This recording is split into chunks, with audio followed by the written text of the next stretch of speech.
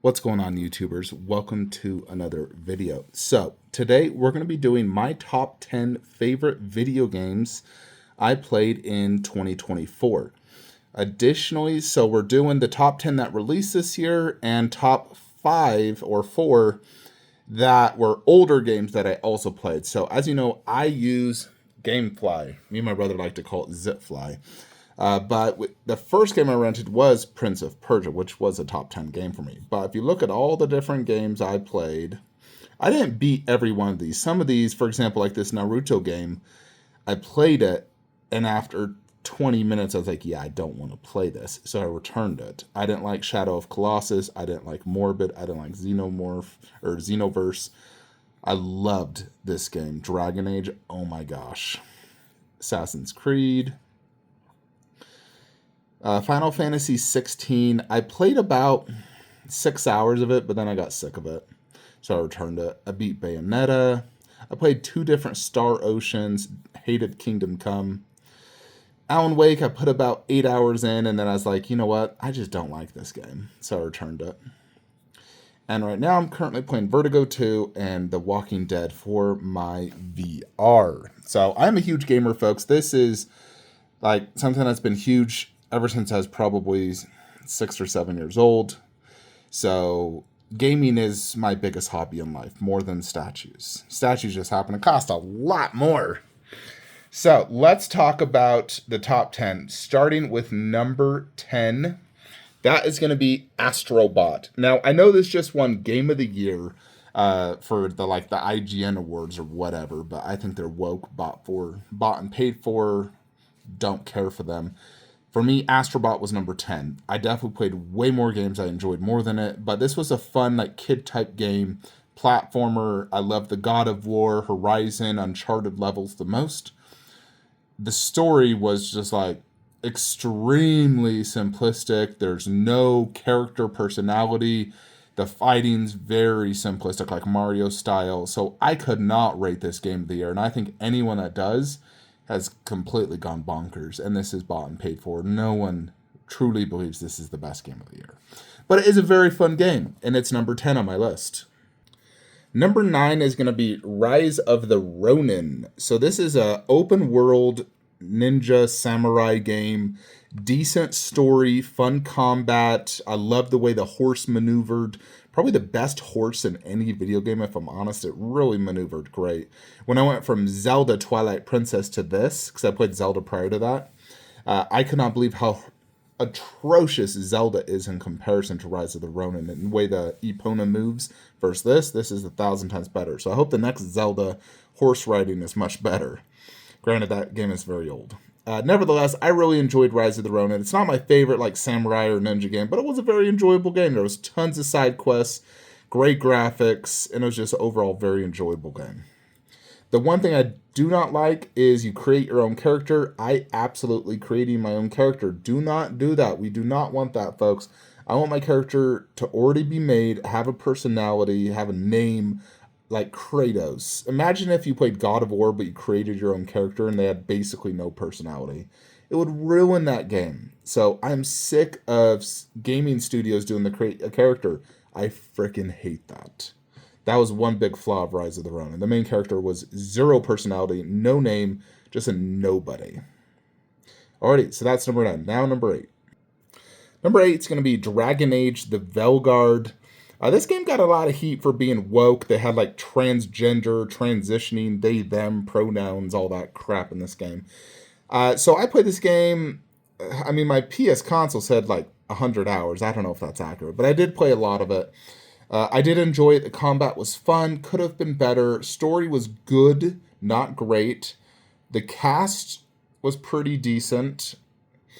I did fall in love with one of the characters. You know, you have the ability to do that. But overall, it was a very fun game. I really enjoyed it. I did experience one woke thing. One of my characters did go from a girl to they, them. They didn't feel comfortable in their body. I think that's completely unnecessary in video games. Stop forcing your agenda onto us.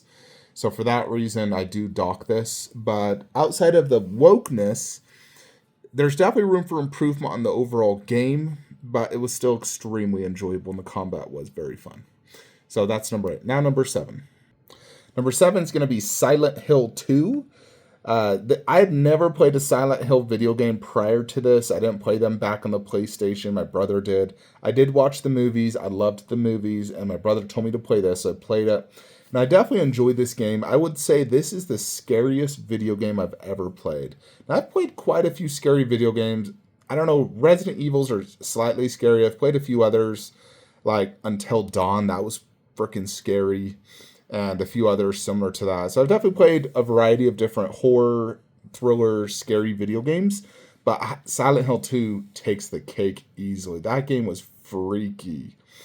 Like, you're inside a super underground prison, complete utter darkness, and all you have is this crappy little flashlight, tons of monsters and crawling creatures all around you, and when you wear the headphones with 3D audio, you can really hear them above you, and it's just insane. Story is pretty good, not phenomenal. Combat, it's similar to Resident Evil. Creatures, very cool. Love the music, the atmosphere, very cool. Just an overall great game, very enjoyable. So that was number 7. Number 6 is Flintlock, The Siege of Dawn. This is somewhat of a Souls-type game, sort of. But this was a very fun game. I really enjoyed it. The combat was freaking fantastic. The story was pretty good. But it was just, the combat alone is really what made me enjoy this. The story was pretty good, but I really enjoyed this game. It was a very fun game, and I highly recommend it. So, Flintlock, Siege of Dawn, number 6. Now we're down to the top 5. So, number 5 for me is going to be Banishers, Ghost of New Eden. This was a phenomenal game. I freaking loved it, because it was a combination of many types of games. First off, fantastic story. Wow, loved it. Secondly, combat. It was a mixture of Soul games and God of War is how I would put that. So, not true Soul type, more a mix, but definitely difficult and very satisfying. And I really enjoyed the powering up, the connections, the main characters, the village and town you explore. It was also very scary as well at some points. Lots of side quests to do. I probably booked in over 40 hours in that game, but I really freaking enjoyed Banishers Ghost of New Eden. It was a phenomenal game, folks. So that is my number 5. Number 4 is going to be Prince of Persia, The Lost Crown. So this was a 2D side-scroller platformer, and to me, this game is way better than Astro Bot.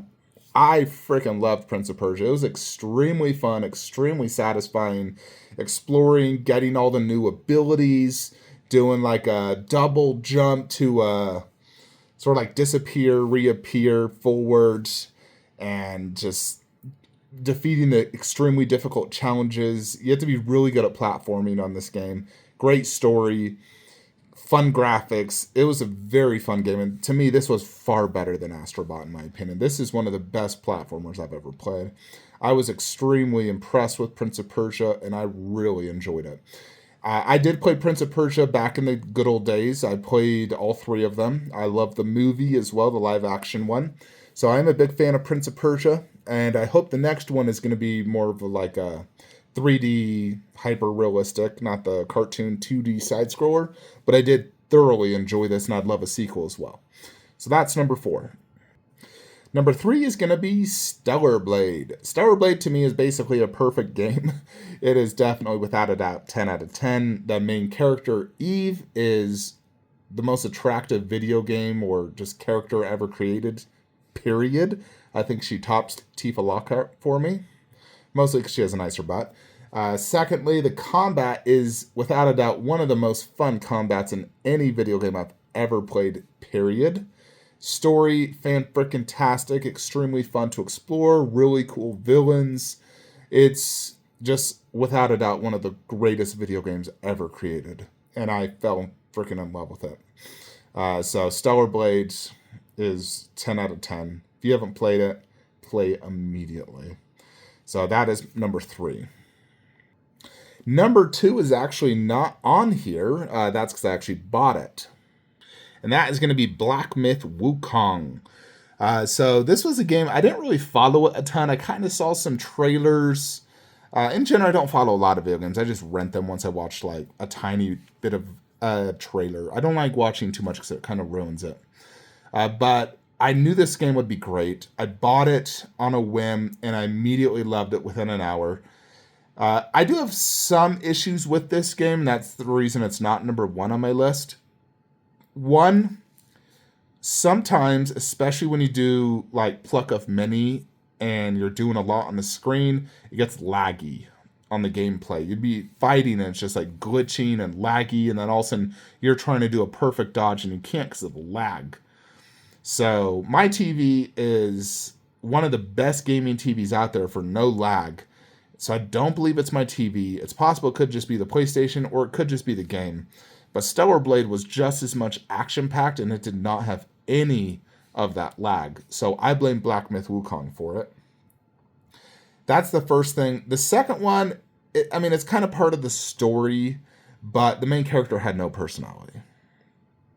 There's a reason for that. It is part of the story, but I do like my characters to have a personality. Outside of that, I do overall really enjoy the story. The combat is probably the best combat ever. And this game is just freaking amazing. I was actually playing a little bit of it today. I'm considering doing New Game Plus just because I love it so much. But this is an absolutely phenomenal game and one of the best games ever created for me personally. And that's one reason I want to buy... Let's see, is it still showing? Oh, it was just here a second ago. But Queen Studios has the Black Myth Wukong bust. That is going up for pre-order... I saw it just a second ago. Jupiter. Queen Studio Collectibles. Yeah, they literally are putting this thing up for pre-order. I was right here. Yeah, right there. Boom. Life-size bust. Up for pre-order tonight. So I'll pre-order those through Spec Fiction. So that's number 2. Now, number 1, I'm sure you guys can probably guess what it is. Final Fantasy VII Rebirth. This, to me, was a perfect game. I love Cloud. You have Tifa, Aerith, Yuffie. Phenomenal story, phenomenal combat, incredible music. I think I logged close to 80 hours in this game. Some of the boss fights were insane. I love the summons. They were so cool. And this is just a game, like, when it was... I knew it was, like, ending. I was getting towards the end, fighting Sephiroth and whatnot. That I was just sad. I'm like, man, I really don't want this to end. It is so good. So good. So I was just sad it ended because I wanted it to last forever. And I could say the exact same thing about Stellar Blade and Black Myth Wukong. All 3 of those games are games that I was just like, man, I really wish this wouldn't end. I want to keep playing. That's why you have, the New Game Plus, but it's hard for me to do New Game Plus because it's the exact same story and whatnot. I like to give it another year or 2 before I play it again. But for me, Final Fantasy VII Rebirth should have been the game of the year. For me, it's my game of the year. And it's a freaking 10 out of 10 masterpiece. Now, here are my 4 favorite games that I played that are older. Dragon Quest 16, and this is in order. Dragon Quest 16 was my favorite game. Then Assassin's Creed Odyssey, I really enjoyed that. I put a ton of hours in it. Cyberpunk, I waited a while to play that, but I really enjoyed it. And Star Ocean Divine Force RPG, really enjoyed it. I actually played 2 Star Oceans, but that one was far better in my opinion. But Dragon Quest 16... that's old school style RPG where it's like the turn-based. But man alive, was that story and just, it's such a good game. I'm super happy my brother introduced me to that because I really enjoyed it. I put over 100 hours in that game and it was just freaking phenomenal. So if you're looking for an old school RPG, phenomenal story, graphics, I recommend that. So yeah, that is my top video games for the year. Let me know in the comments below what your top video games are for the year, folks. And I'll see you in the next one. Like, comment, subscribe. Have a great day.